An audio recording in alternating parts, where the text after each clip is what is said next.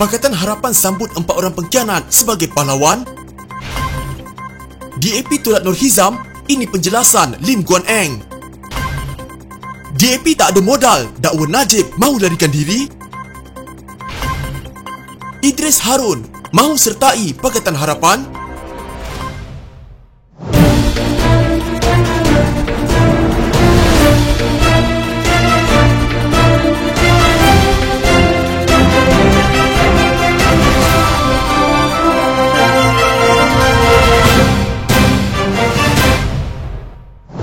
Majlis Pakatan Harapan meraihkan 4 adu Melaka yang berpaling tadah adalah kerana mereka mengambil langkah untuk membawa perubahan di negeri itu sehingga menyaksikan kejatuhan kerajaan negeri pimpinan UMNO Bersatu, kata Presiden PKR Anwar Ibrahim. Bercakap kepada wartawan di Port Dickson, Negeri Sembilan, Anwar berkata, atas alasan berkenaan, keempat-empat mereka diberikan sambutan ibarat pahlawan yang hangat semasa Majlis Pakatan Harapan Melaka. Kita jemput mereka dalam majlis malam itu kerana mereka yang mengambil langkah untuk membawa perubahan di Melaka dan masa itu Pakatan Harapan Melaka menyokong mereka.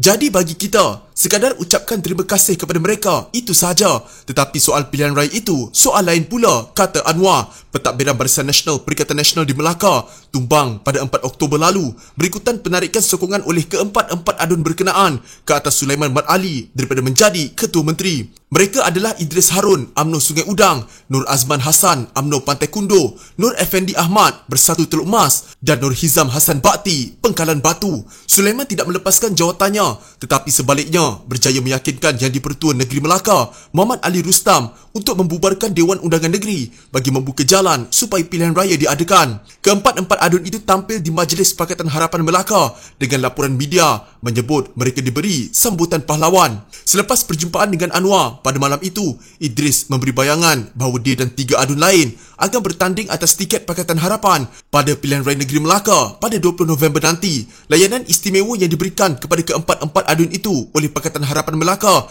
dan Anwar itu menimbulkan rasa tidak puas hati oleh pemimpin akar umbi di seluruh negara dengan alasan bahawa mereka bertanggungjawab ke atas kejatuhan kerajaan Pakatan Harapan di Melaka tahun lalu. Setiausaha Agung DAP Lim Guan Eng secara terang-terangan berkata bahawa partinya tidak akan menerima jika Nur Hizam, bekas adun DAP yang membelot tahun lalu, dinamakan semula sebagai calon untuk Pakatan Harapan. Ketika ditanya mengenai bantahan itu, Anwar mendakwa bahawa hanya DAP yang tidak bersetuju. Yang dibangkitkan oleh DAP itu seorang, kita akan bincang, katanya. Majlis Presiden Pakatan Harapan, badan pembuat keputusan tertinggi gabungan PKR Amanah DAP, akan bermesyuarat di Ibu Pejabat PKR di Petaling Jaya, Selangor. DAP akan membantah jika bekas ahlinya Nur Hizam Hassan Bakti bertanding bawah panji Pakatan Harapan pada pilihan raya negeri Melaka yang bakal diadakan. Setiausaha Agung DAP Lim Guan Eng memberitahu portal FMT parti itu akan bertanding bawah kemah besar Pakatan Harapan dengan semua pihak menggunakan logo gabungan itu. Katanya Pakatan Harapan akan menyokong Adli Zahari daripada Amanah bagi jawatan Ketua Menteri yang dipegangnya selepas pilihan raya umum 2018. Kami tidak akan terima Pengkalan Batu Nur Hizam sebagai calon bagi PRN, tegasnya. Bagaimanapun beliau enggan memberi komen mengenai prospek bekas Ketua Menteri Idris Harun, Sungai Udang, Nur Effendi Ahmad, Teluk Mas dan Nur Azman Hassan, Pantai Kundo bertanding bawah Pakatan Harapan. Sementara itu, Naib Pengerusi DAP Melaka, Koh Puai Tiong berkata, parti itu sama sekali tidak akan mempertimbangkan untuk meletakkan Nur Hizam sebagai calon. Pendirian kami adalah kami tidak akan terima Nur Hizam, katanya kepada portal FMT. Ketika ditanya sama ada parti itu terbuka untuk menerima 3 ahli Dewan Undangan Negeri lain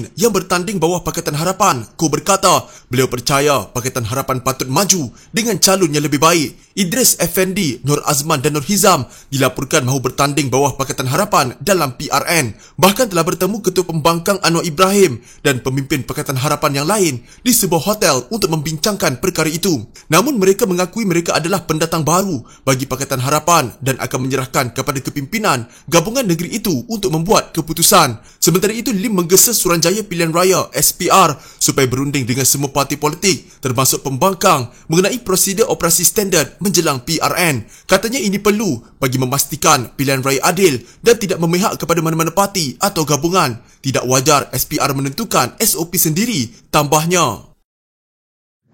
Pemimpin veteran DAP Lim Kit Siang mempersoalkan mengapa bekas Perdana Menteri Najib Razak memperoleh semula pasportnya walaupun sedang dibicarakan di mahkamah atas tuduhan rasuah, sedangkan katanya ahli parlimen daripada parti itu, Tony Phua, dilarang meninggalkan negara ini untuk berlepas ke Yogyakarta, Indonesia pada 2015 walaupun pasportnya sah sehingga 2020. Mengapa pasport MP Tony Phua disita dan dia dilarang melakukan perjalanan ke luar negeri, sedangkan Najib dibenarkan pergi ke luar negara walaupun dia disabitkan kesalahan? Pusat Melawan Rasuah dan Kronisma C4 menuntut penjelasan mengenai mengapa Pejabat Peguam Negara tidak membantah permohonan daripada mantan Perdana Menteri untuk mendapatkan semula dokumen perjalanan beliau walaupun selepas disabit bersalah dan juga mempunyai perbicaraan yang sedang berlangsung. Bagaimanakah kerajaan akan memastikan Najib tidak akan melarikan diri? C4 telah membangkitkan persoalan berkepentingan awam yang perlu dijawab oleh Peguam Negara sendiri. Sekiranya beliau berpegang dan percaya kepada prinsip kedaulatan undang-undang serta prinsip-prinsip tadbir urus yang baik mengenai ketelusan dan kebertanggungjawabан, kata Lim dalam satu kenyataan. Phua dilarang berlepas ke Yogyakarta pada 22 Julai 2015 selepas Ketua Polis Negara ketika itu, Khalid Abu Bakar, memberitahu Ketua Pengarah Immigration melalui surat bertarikh 15 Julai 2015 bahawa ahli politik DAP itu disiasat di bawah Seksyen 124B Kanun Kesiksaan atas tuduhan terlibat dalam aktiviti yang memudaratkan demokrasi berparlimen. Larangan perjalanan juga dikenakan ke atas pengerusi bersih Maria Chin Abdullah dan kartunis politik Zulkifli Anwar ul Haq yang lebih dikenali sebagai Zuna. C4 menuntut penjelasan mengapa Jabatan Peguam Negara AGC tidak membantah permohonan bekas Perdana Menteri untuk memperoleh semula pasportnya. Mereka juga mempersoalkan bagaimana kerajaan akan memastikan Najib tidak akan melepaskan diri. Kami mendesak Pejabat Peguam Negara dan pasukan pendakwaan untuk menjelaskan kepada masyarakat mengapa tidak ada bantahan atas permohonan Najib untuk hak sementara mendapatkan pasportnya. Ada sebab jelas untuk bimbang tentang risiko dia melarikan diri kerana dia sedang membuat rayuan terhadap sabitannya dan terus-menerus menghadapi tuduhan yang lebih serius di mahkamah. Semuanya berkaitan dengan 1MDB dan anak-anak syarikatnya, kata NGO itu dalam satu kenyataan. Mahkamah rayuan membenarkan permohonan Najib memperoleh semula pasportnya buat sementara waktu. Najib mengemukakan permohonan itu pada 15 Oktober lalu bagi membolehkan dia ke Singapura untuk bersama anak perempuannya, Noriana Najwa, yang akan bersalin di negara itu. Pada hari yang sama, Mahkamah Tinggi Kuala Lumpur membenarkan permohonan isteri Najib, Rosmah Mansor, mendapatkan semula pasportnya bagi tujuan sama.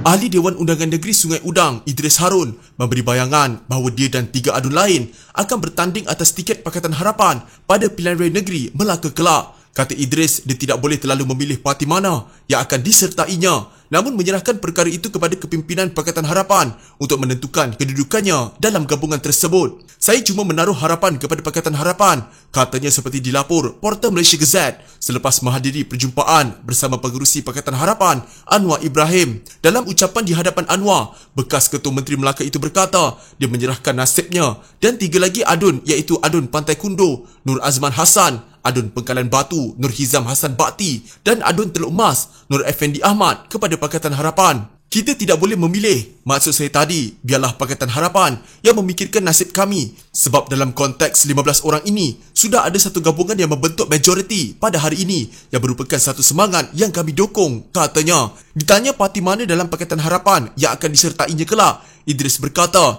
dia masih belum membuat sebarang keputusan. Pada sidang media sama, pengerusi Pakatan Harapan Melaka, Aldi Zahari berkata, segala keputusan mengenai 4 adun yang kini menyokong Pakatan Harapan diserahkan kepada kepimpinan tertinggi gabungan itu. Belum ada sebarang perbincangan sebab kita dalam Pakatan Harapan biasanya kita akan muktamadkan dalam Majlis Presiden Pakatan Harapan di peringkat nasional, jawab Adli. Hari penamaan calon bagi PRN Melaka ditetapkan pada 8 November, manakala tarikh pengundi ditetapkan pada 20 November.